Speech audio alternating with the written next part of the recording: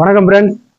இது நம் TVS XL 100 BS6 model full சர்வீஸுக்கு வந்திருக்கு. அதில் ட்ரபிளாக பார்க்க சொன்னது என்னென்னா செல்ஃப் ஸ்டார்ட் ஒர்க் ஆகலை அப்படின்னு சொன்னாங்க.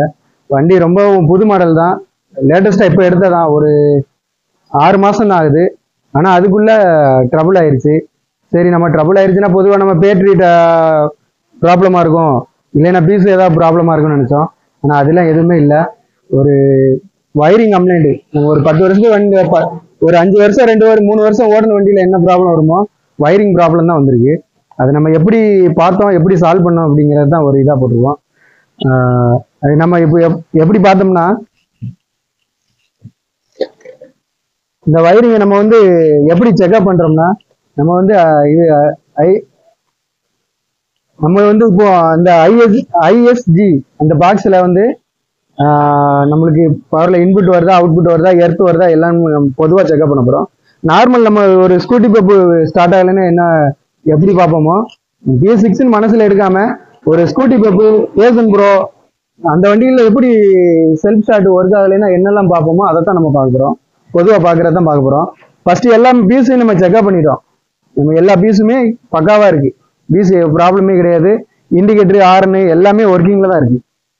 நம்ம ஐஎஸ்ஜி பாக்ஸில் வந்து 3 கப்ளர் வருது. ஒரு கப்ளர் வந்து பேட்டரி இன்புட்டு, ஒன்று அவுட்புட்டு. இது வந்து நமக்கு எல்லாருக்கும் தெரியும், நம்ம காயில் லைன் வந்து உள்ள வருது. இது வந்து வயரிங் லைனு. வயரிங் லைனில் வந்து 2 4 6 லைன் வருது.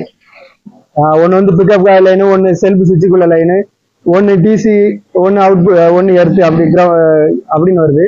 நம்ம வந்து ஃபர்ஸ்ட் நம்ம பிரேக் லைட் சுவிட்சை வந்து நம்ம பொதுவாக நம்ம செல்ஃப் ஸ்டார்ட் ஆகலைன்னா என்ன பண்ணுவோம், நம்ம வந்து பிரேக் லைட் சுவிட்சை வந்து நம்ம டைரக்ட் பண்ணி ஸ்டார்ட் பண்ணி பார்த்தோம். இந்த லைன் வந்து பிரேக் லைட் லைன் வந்து பழைய மாடல் வண்டி லைன் ஓட்டுதான். அதே மாதிரி தான் ஒரு டேரக்டா இது டிசி லைன் வரும். நம்ம ஒயிட் கலர் வந்து பிரேக் லைட் சுவிட்ச் லைன். நம்ம பிரேக் லைட் சுவிட்ச் ப்ராப்ளமா இருக்கா அப்படின்னு சொல்லி பார்த்ததுல நம்மளுக்கு வந்து பிரேக் லைட் பல்பும் போய் தான் இருந்துச்சு. நம்ம அதையும் பார்த்தியாச்சு. நம்ம இது ரெண்டையும் டைரக்ட் பண்ணி பார்த்தோம். ஒரு வயர் விட்டுங்க.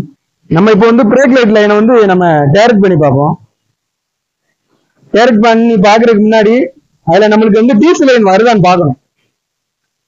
ஒரு பல்ப் வயர் எடுத்துக்கிட்டு நம்ம முதல்ல அதுல டிசி லைன் வருதான்னு பார்த்துக்கிடுவோம். ஏன்னா நம்ம டிசி லைன் வந்தா தான் நம்ம டைரக்ட் பண்ணாலுமே ஒர்க் ஆகும். டிசி லைன் வந்து சாவி ஆரஞ்சு கலர் லைனு. நம்ம ஒரு பல்ப் ஒயர் வச்சு நம்ம கிரவுண்ட்ல பண்ணும்போது எரியுது, அப்படின்னா டிசி லைன் வருது. அதுக்கப்புறம் நம்ம அப்படியே ஒயிட் கலர் லைன் அப்படின்னு நம்ம டைரக்ட் பண்ணி செல் போட்டு பார்ப்போம். எந்த ரெஸ்பான்ஸுமே இல்லை. அப்படின்னா நம்மளுக்கு பிரேக் லைட் சுவிட்ச் லைன் கரெக்டா இருக்கு. அப்படின்னா இதுல வந்து நம்மளுக்கு எந்த டவுட்டுமே இல்லை. அடுத்து நம்ம வந்து நம்ம ஐஎஸ்ஜி பாக்ஸ்ல நம்மளுக்கு வந்து டிசி லைன் வருதான்னு சொல்லி பார்க்க போறோம்.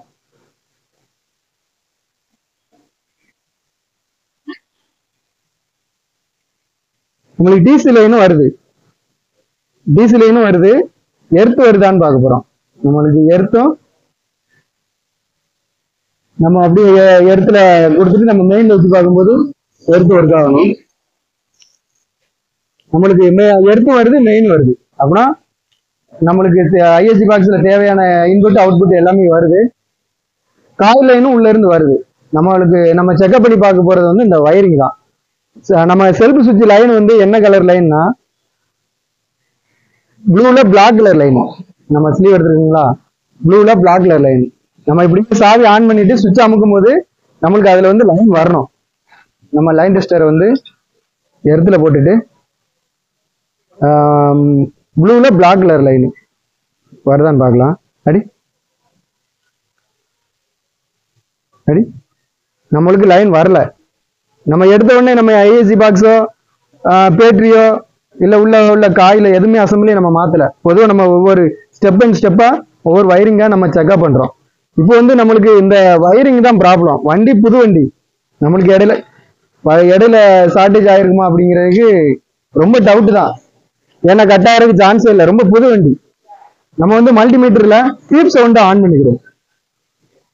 நம்ம உடனே வயரிங்கை வந்து பிரிச்சு எடுக்காம வச்சுக்கிட்டோம்னா தெரியும், கீழ் சவுண்ட் வரும் பார்த்தீங்களா, பீப் சவுண்ட்ல வச்சுக்கிடுவோம்.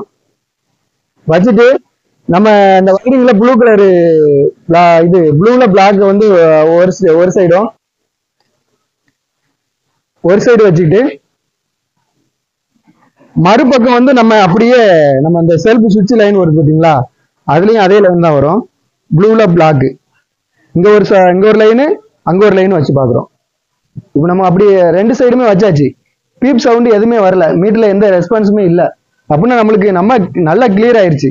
நம்ம அப்படின்னா அந்த வயரிங்ல தான் எதுலயோ இடையில வந்து லைன் வந்து கட் ஆயிருக்கு அப்படிங்கிறத நம்ம கண்டுபிடிச்சாச்சு.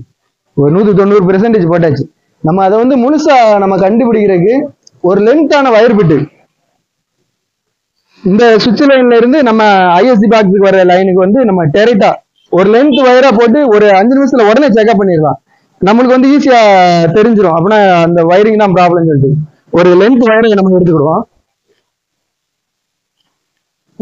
அந்த லென்த் வயர்ல வந்து ஒரு சைடு சுவிட்ச்லயும்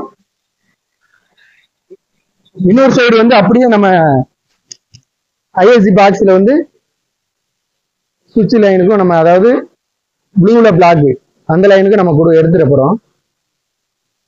இப்போ எடுத்துட்டு இருந்தா இப்போ நம்ம இப்படி போடுறப்போ இடையில ஷார்டேஜ் இல்லைன்னா கட் ஆயிருக்குனாலும் நம்மளுக்கு ஈஸியா வந்து கண்டுபிடிச்சிடலாம். இப்போ அப்படியே மாட்டியாச்சு. சாவி ஆன் பண்ணிக்கிறோம். சாவி ஆன் பண்ணியாச்சு.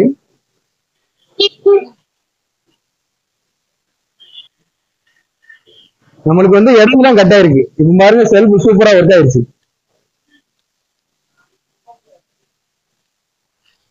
செல்ஃப் அருமையா ஒர்க் ஆயிருச்சு. நம்ம வந்து ஈஸியா ஒரு 5 நிமிஷத்துல ஈஸியா நம்ம செக்அப் பண்ணிட்டோம். இந்த வயரிங் நம்மளுக்கு எவ்வளவு தூரத்துல கட் ஆயிருக்கு, ஏன்னா நம்ம ஃபுல் வயரிங் பிரிச்சோம்னா வயரிங்கும் டேமேஜ் ஆயிரும். இதுல போக நம்மளுக்கு வந்து வண்டியும் புது வண்டி. நம்ம அதனால நம்ம மீட் எடுத்து அந்த பீப் சவுண்ட் வச்சுட்டு இடையில இந்த பீஸ் வருது பாத்தீங்களா, இந்த பீஸ்ல வந்து நம்ம பீஸை கழட்டி பார்க்கும்போது இதுல அந்த நம்ம அந்த வயரிங் ஸ்லீவை வந்து லேசா ரிமூவ் பண்ணிட்டு அதுலயே அந்த லைனுக்கும் இவ்வளவு தூரத்துக்கு டிஸ்டன்ஸுக்கு இதுலயே கட் ஆயிருக்கு. நம்மளுக்கு ஈஸியா முடிஞ்சிடல, எல்லாத்தையும் நம்ம வந்து கட் பண்ண தேவையில்ல. அதனால நம்ம என்ன பண்றோம், இதுலயே நம்ம செக்அப் பண்ணி பார்க்கிறோம். மீட்டர்ல வந்து பீப் சவுண்ட் வச்சுட்டு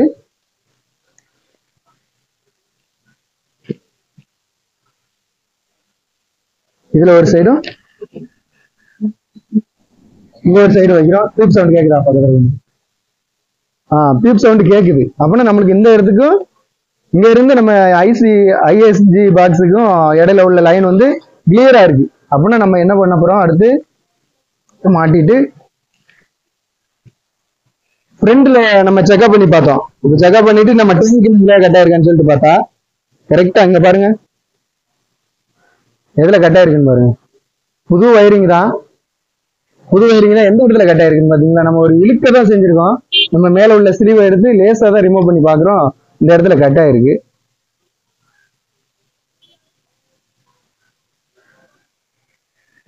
நம்ம இப்போ எதுவுமே ரிமூவ் பண்ணல, லேசா தான் இந்த கழுத்துக்கு சைடுலயே இப்படி எக்ஸர் கண்டெடுக்கு வந்து அதிகமா இந்த இடத்துல கட் ஆகுது. நம்ம அதனால எடுத்த உடனே டக்குன்னு இதுலயே கண்டுபிடிச்சாச்சு, இதே பார்த்தாச்சு. நம்ம இதை வந்து ஸ்லீவ் எடுத்து ஒரு வயர் பிட்டு போட்டுக்கிறோம்.